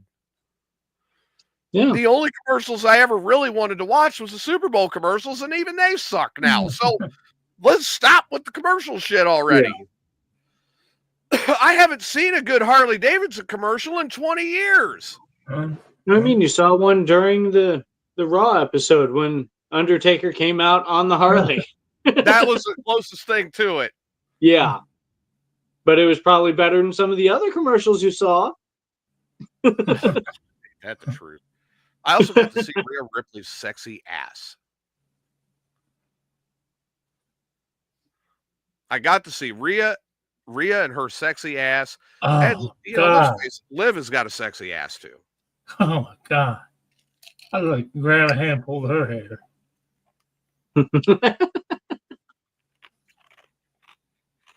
I I love when the women wrestle in the United States because they wear skimpy ass outfits. Let me ask you a question, Steve. I gotta know. First of all, what do you rate the night? Like I said, I rate it as an A-. Give it A. You'll give it a solid A? Yeah. I give it a solid A. I didn't even see what I, wouldn't be, although I do it like I noticed. I do want fucking Roman Reigns' shoes he had on. Those motherfuckers were bad. But I just noticed he donated those. Some of those were Kobe 7s, something like that. Yeah, I think he donated them to charity or something. Yeah, something like that. Yeah. So I'm happy with that. All right, so one last question before I get us to final thoughts. Steve, if you walked in and you found Rhea Ripley stuck in a dryer, knowing what she would do to you afterwards, would you still do it? You bet. You bet. You just got to make it worth it, right, Steve? You bet. If I'm going to die, I'm going to die happy.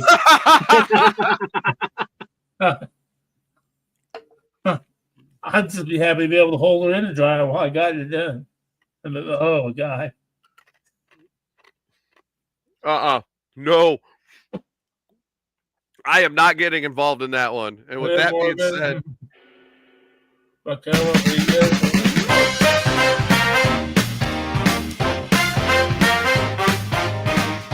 oh, good night tonight.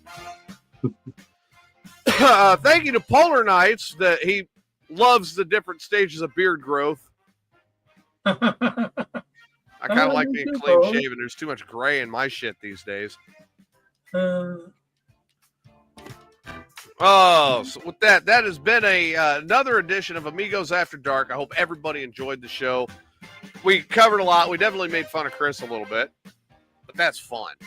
Yeah.